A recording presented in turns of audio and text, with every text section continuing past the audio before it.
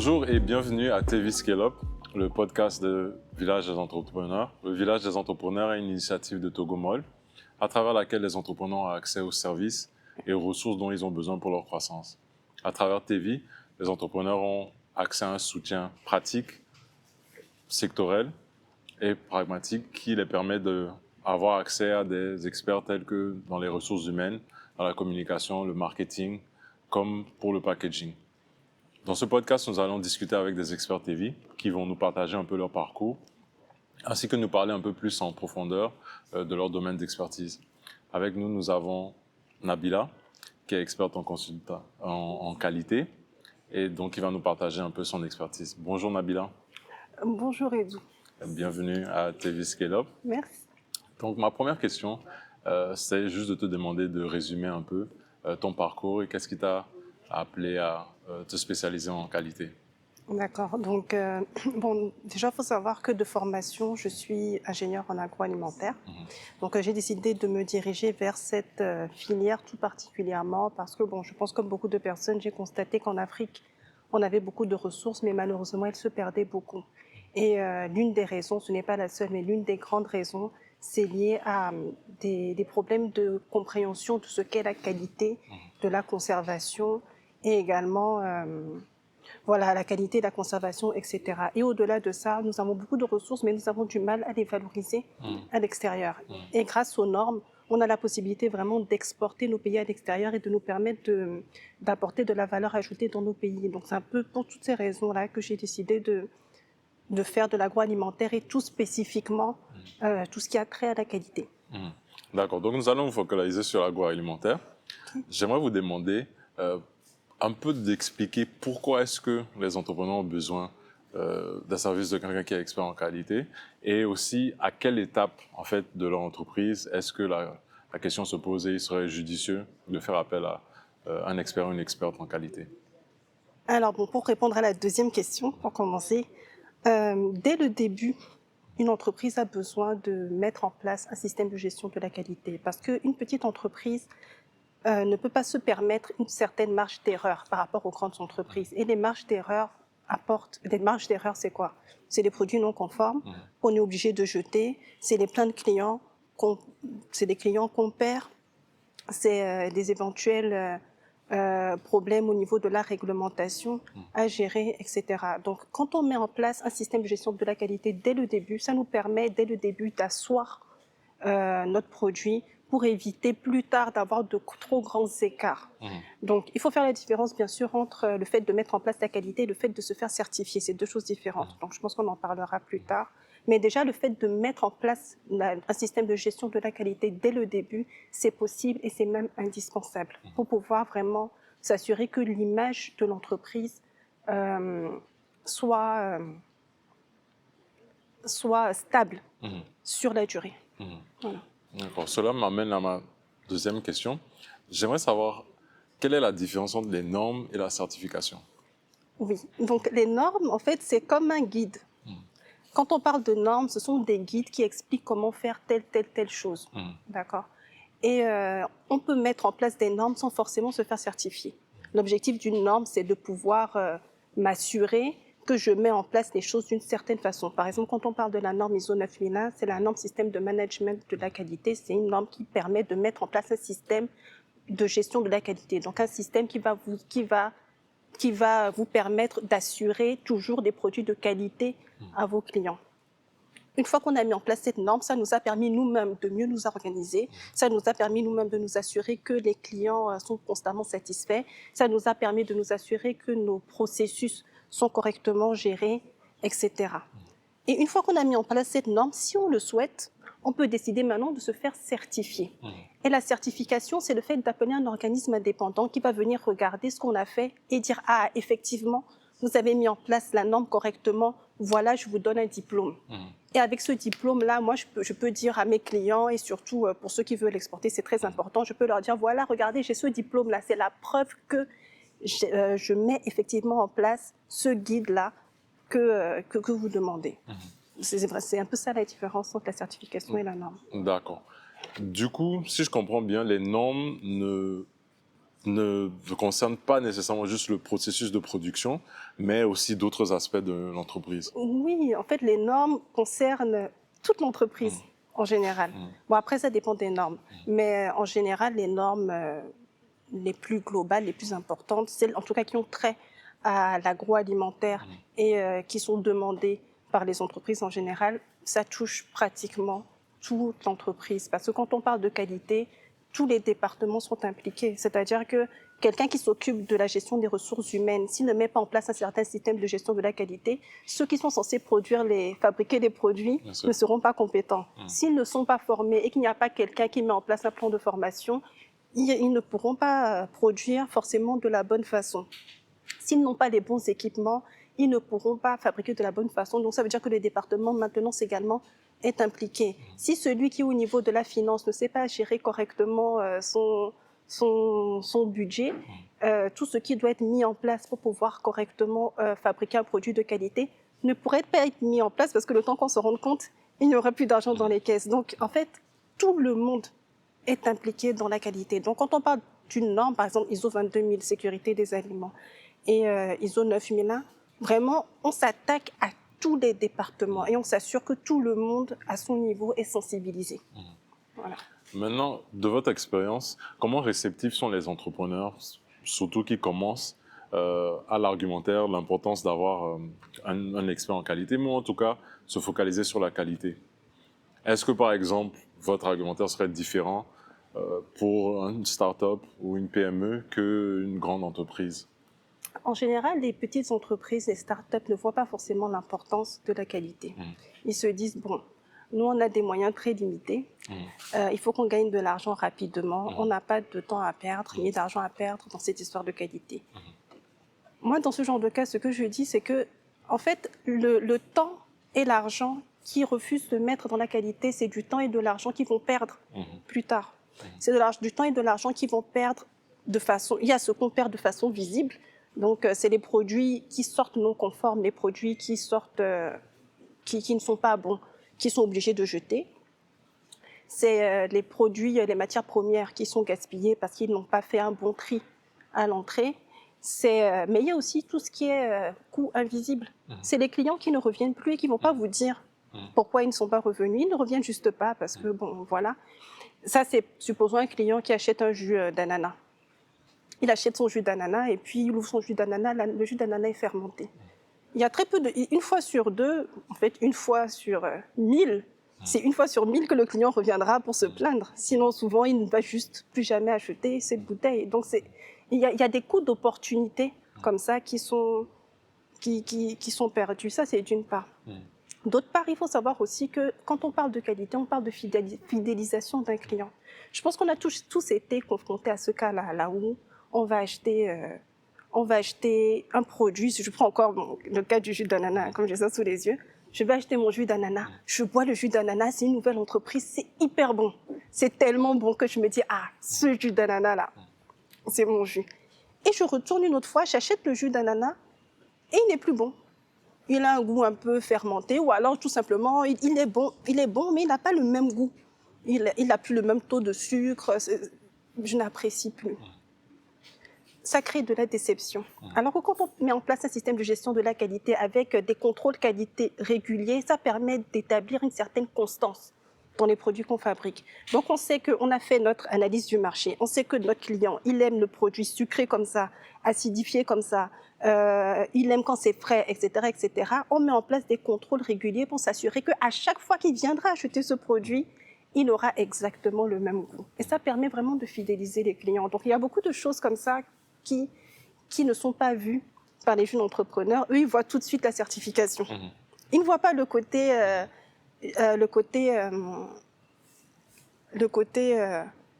valeur ajoutée de la qualité. Ils voient tout de suite le côté certification, alors que ce n'est pas que des cases à cocher. C'est vraiment un vrai outil d'organisation de l'entreprise et de gestion de la performance de l'entreprise. Voilà. Ce que je retiens donc, c'est quelque part ces coûts invisibles. Donc en termes de réputation, donc de dégâts qui pourraient être faits à la réputation d'une entreprise, et l'entrepreneur doit un peu faire peser en fait ces coûts invisibles avec le coût que la certification et établir ces normes viendrait à représenter. Ma prochaine question, c'est, j'aimerais parler spécifiquement des certifications. Okay. Est-ce qu'il y a des certifications obligatoires, quelqu'un qui est dans l'agroalimentaire au Togo par exemple, est-ce qu'il y a des certifications nécessaires pour pouvoir opérer dans le secteur de l'agroalimentaire au Togo? Alors, il n'y a pas de certification obligatoire. Bon, en général, dans l'agroalimentaire, de toute façon, les certificats ne sont pas obligatoires. Mais bon, là, on rentre dans des termes techniques. À Lomé, ce qui est demandé, c'est une autorisation de mise sur le marché. Donc, en général, ce qui se passe, c'est quand quelqu'un sort son produit agroalimentaire, il doit aller au ministère du Commerce pour dire, voilà, j'ai sorti mon produit agroalimentaire, je veux sortir une autorisation de mise sur le marché. Maintenant, au ministère du Commerce, ils vont les envoyer vers un laboratoire. Donc, en général, c'est soit l'ITRA ou alors, bon, il y a d'autres laboratoires. Quand ils vont à ces laboratoires-là, ils disent, ah, voilà, je veux faire une autorisation de mise sur le marché. Donc, c'est eux maintenant qui vont leur dire, voilà les étapes que vous devez suivre. En général, ils vont leur demander d'apporter des échantillons du produit. Peut-être qu'ils voudront aller visiter un peu leur zone de production, etc. Et puis, bon, l'un dans l'autre, à la fin, ils leur donnent le papier qui leur permet de mettre sur le marché. Mais c'est pas réellement un certificat. D'accord. C'est pas réellement un certificat. D'accord. Et par exemple, pour des entreprises qui aimeraient exporter à l'étranger, est-ce que dans ce cas-là, par contre, est-ce qu'il y a des certifications nécessaires que tout entrepreneur devrait considérer ou envisager? Après, selon le pays dans lequel on veut exporter, chaque pays a ses règles, a ses attentes. Par exemple, pour aller, supposons, au Ghana, il y a l'autorité, j'ai oublié le nom, je crois que c'est GSA, Ghana Standard Administration, quelque chose comme ça, qui donne des exigences à respecter. Pour aller au Nigeria, pareil. En Europe, en général, ils demandent un certificat phytosanitaire, etc. Donc, les conditions ne sont pas particulièrement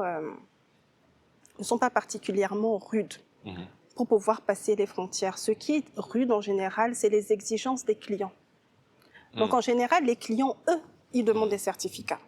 Et pour donner des exemples de ce qui est en général demandé, le certificat de base en général qui est demandé par les clients en Europe et aux États-Unis, en Amérique, c'est le certificat HACCP. Donc, c'est la première étape. C'est vraiment la base des bases pour vraiment prouver que votre produit, vous essayez de faire ce que vous pouvez pour que le produit soit quand même salubre. Au-dessus de ça, il y a ce qui est norme ISO. Donc, il y a par exemple, non, pas forcément ISO, il y a ce qui est le plus demandé. Il y a le certificat HACCP. Au-dessus, il y a le certificat FSSC 22000, ça s'appelle. Et il y a aussi ce qu'on appelle, ça c'est surtout pour tout ce qui est pays anglophones. Il y a ce qu'on appelle BRC, IFS. Voilà, donc c'est à peu près les certificats qui sont les plus demandés en ce qui concerne la salubrité du produit. Après, il faut dire que ces dernières années, les entreprises s'intéressent de plus en plus au côté durable de l'agriculture et de l'agroalimentaire. Donc, de plus en plus, on demande des certificats du style certificat biologique pour qu'ils prouvent que votre production est biologique, ou alors certificat, il y a Global Gap pour s'assurer que vraiment vous respectez l'environnement, que les producteurs sont bien traités, etc. etc.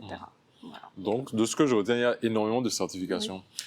Une des inquiétudes que les entrepreneurs peuvent avoir, c'est quand on prend cette multitude de certifications, est-ce qu'ils sont tous compatibles? Est-ce que, par exemple, de devoir essayer d'avoir une certification, c'est un processus complètement différent ou c'est une autre manière d'organiser son business? Ou est-ce que, bon, le fait de pouvoir remplir les conditions d'une certification fait que, quelque part, on est proche de pouvoir se faire certifier par les autres? Oui, toutes les certifications, d'une façon ou d'une autre, sont complémentaires les unes avec les autres, parce qu'elles partent toutes sur le même principe d'assurer la sécurité du consommateur. Donc, de toute façon, la plupart des certificats, en tout cas qui sont liés à la sécurité des consommateurs, ils partent tous sur la base du système HACCP. Donc, c'est à partir de là, maintenant, que les choses se déploient autour. Donc, non, c'est vraiment très complémentaire. D'accord. Donc, prenons un angle un peu différent. J'aimerais parler maintenant, en sortant de la question des certifications, quelque part pour pouvoir établir ces normes et ces certifications, ensuite aller au niveau des certifications, il faut quelque part instaurer une culture un peu, quelque part dans les entreprises, ou au moins que les gens puissent s'approprier en fait ces normes qu'on essaye d'établir. de ton expérience, comment important c'est pour quelqu'un, pour une entreprise, justement d'instaurer cette culture-là qui permet à ces normes de vraiment rester, d'être solide dans une entreprise. Et qu'est-ce qu'on fait? Est-ce que tu as des conseils pour un entrepreneur avant de s'embarquer dans l'aventure de commencer à avoir des normes et de la certification? Qu'est-ce qu'il faut pouvoir créer au niveau au sein de son entreprise pour que ça puisse tenir? Okay. Oui, donc effectivement, la culture qualité, en fait, c'est ce qui va tout changer pour pouvoir réellement mettre en place les normes de façon efficace. Parce que ce sont les personnes à l'intérieur de l'entreprise qui mettent les normes en place. Donc en général, ce que moi j'ai remarqué qui marche, c'est de prendre le temps d'expliquer à tout le monde ce qu'on fait, à quoi ça sert. De ne pas juste dire il faut faire ci, il faut faire ça, il faut faire ci, il faut faire ça. Prendre le temps d'expliquer, oui, vous devez vous laver les mains avant de commencer à travailler parce que sinon, quand vous allez aux toilettes, parce qu'en fait, on a l'impression que c'est évident, hein, mais de ce que j'ai vu, c'est pas aussi évident pour tout le monde. Il y a des gens qui vont aux toilettes, ils reviennent travailler, il n'y a pas de problème. Donc, juste leur expliquer, quand vous allez aux toilettes, il y a des microbes qui se posent sur vos mains. Et quand vous retournez travailler, vous transférez ces microbes-là aux aliments et ça peut tuer quelqu'un. De façon très simple comme ça, juste expliquer, vous faites ça parce que ça. Ou alors leur dire, ah, mais si on vous demande de suivre telle procédure, ce n'est pas pour vous embêter, c'est pour vous faire gagner du temps. Si vous ne suivez pas la procédure, rappelez-vous, faire appel aux problèmes passés. Rappelez-vous, la fois d'avant, quand vous n'avez pas suivi la procédure, il y a tel client qui est venu se plaindre, on est resté ici jusqu'à 23 heures. C'est vraiment de leur expliquer le pourquoi du comment. Donc souvent, les gens ne prennent pas le temps d'expliquer aux employés ou alors ils expliquent juste peut-être au chef et même là. Juste, en général, ils leur disent, OK, il faut faire ça, parce qu'il faut qu'on soit certifié. Sans leur expliquer vraiment pourquoi est-ce que c'est important. Donc moi, c'est ce que je dirais, la sensibilisation. Sensibiliser en expliquant clairement pourquoi est-ce que c'est important de faire, pourquoi c'est important. Valoriser les efforts de chacun. Donc quand quelqu'un fait bien, quand quelqu'un fait les choses correctement, il faut valoriser il faut valoriser ce que la personne fait. Il ne s'agit pas de toujours critiquer. Quand quelqu'un se sent valorisé, il a envie de faire plus, il a envie de faire mieux. Donc pour moi, c'est les deux ingrédients. Que la personne comprenne pourquoi est-ce qu'il fait ce qu'il a à faire et qu'il soit valorisé quand il le fait. En général, quand ces deux choses-là sont en place, naturellement, on n'a même plus besoin de courir derrière des gens. Automatiquement, eux-mêmes, ils ont envie de bien faire. Voilà. Donc j'aimerais peut-être terminer en te demandant quel conseil tu aurais pour les entrepreneurs généralement en termes de comment ils perçoivent la qualité et l'importance en fait de la qualité pour leur croissance. D'accord. Donc par rapport à ça, je vais parler de la communication. Parce que ça, on m'a souvent posé la question. On m'a demandé c'est quoi la différence entre la communication et la qualité. Parce que des fois, ceux qui sont en communication ont l'impression que finalement c'est la même chose, on s'intéresse tous à ce que le client, etc. Quand moi, je fais de la communication sur mon entreprise, moi je suis entrepreneur, je viens de sortir mon produit, je trouve que mon produit est super et puis je fais de la communication sur mon entreprise. Je dis, OK, venez acheter mon produit. Parce que mon produit, il est bon. Parce que mon produit, il est fait dans des conditions salubres, il ne vous causera pas d'indigestion. Parce que mon produit, je ne sais pas, des chips, il est croustillant. Parce que mon produit, il se conserve pendant telle date, etc. Si je ne veux pas mentir, il faut que quelqu'un derrière s'assure que ce produit-là tient effectivement ses promesses. Et ça, c'est le rôle de la qualité. Et c'est pour ça que c'est important de mettre en place la qualité pour pouvoir donner du poids à ce que moi, en tant qu'entrepreneur, je vais pitcher aux gens devant. Donc voilà, je pense que... D'accord. Donc Nabila, merci chaleureusement, merci beaucoup pour ton temps. Avec plaisir. Et merci de nous avoir expliqué un peu plus en détail l'importance de la qualité. Donc ce qu'on retient un peu, c'est ça, l'importance de s'imprégner un peu et que ce soit un message qui soit partagé à tous les niveaux en fait de l'entreprise pour qu'une entreprise puisse vraiment établir une culture de qualité. Merci aussi à tous ceux qui nous suivent en ligne et je vous invite tous de nous suivre sur nos différents réseaux sociaux, de liker et de partager cette vidéo.